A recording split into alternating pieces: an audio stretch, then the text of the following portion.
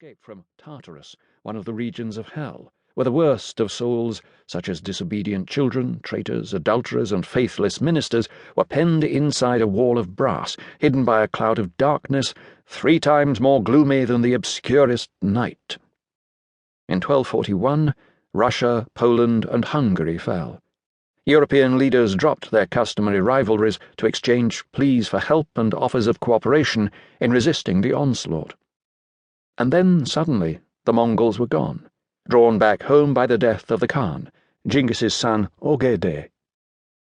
Now Europe knew they were there and needed to know more about them. The news was not encouraging. 2 papal envoys to the Mongol capital, Karakorum, in 1246 and 1253-5, brought back uncompromising demands from the Mongol Khans. Other envoys went to meet the Mongols in the Middle East, and as a result the West began to accumulate detailed, realistic information about the Mongols in Mongolia and in their new mini-empires in southern Russia and Persia. Meanwhile, in the Far East, a new world was emerging, Kublai's empire, of which the West knew nothing. Information should have come with the exchange of goods, for Mongol rule had opened several trade routes between Asia and Europe, but traders were mainly interested in trade, not travel and social comment, and certainly not in making the long trip eastward themselves. There were plenty of middlemen from whom goods could be bought, so why waste months and risk life and limb going to fetch them yourself? The journey overland meant 8 months of toiling across mountain and desert, and the sea route was even worse. It would be another 200 years before anyone sailed round southern Africa, so the voyage to the east could take up to 2 years, in constant danger from pirates, storms, and the collapse of hulls bound by ropes, a hazard mentioned by Marco Polo. No one wrote up the experience. So the first Western visitors of note to Kublai's realm were the Polos, the brothers Niccolo and Maffeo, and young Marco. It was only after his death that Kublai became famous in Europe, and that was almost all thanks to Marco and his book. But both man and book are like will-o'-the-wisps, and the closer you look, the wispier they get. Marco tells us hardly anything about himself or his experiences en route. There are none of the agonies and fears felt by the 2 explorer priests who went overland to Mongolia before him, who starved, froze, and feared death many times. What did Marco feel? How did he escape this or that robber band, suffer and recover from such and such unnamed diseases? Was he on foot, on horse, or in a wagon? He doesn't say. He does not even seem to have a very clear purpose.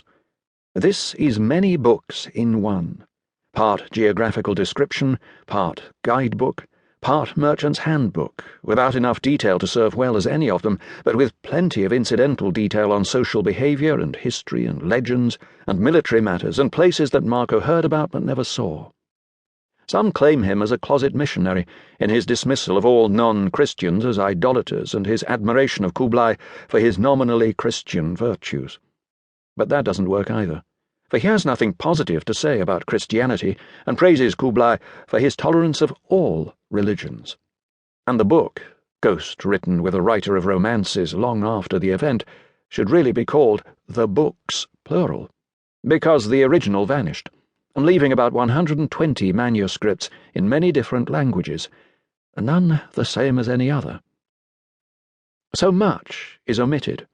According to a note by a contemporary, a friar named Jacopo d'Acqui, that is, Jacob from present-day Acque Terme, in northern Italy, Marco was asked by friends on his deathbed to correct the book by removing everything that went beyond the facts, to which his reply was that he had not told 1/2 of what he had really seen.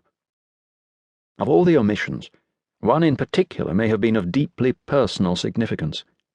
As we shall see, he gives more than the odd hint that he appreciates beautiful women, yet at an age when he would normally have been married, he was made to endure years of travel, which turned into years in the service of the Khan.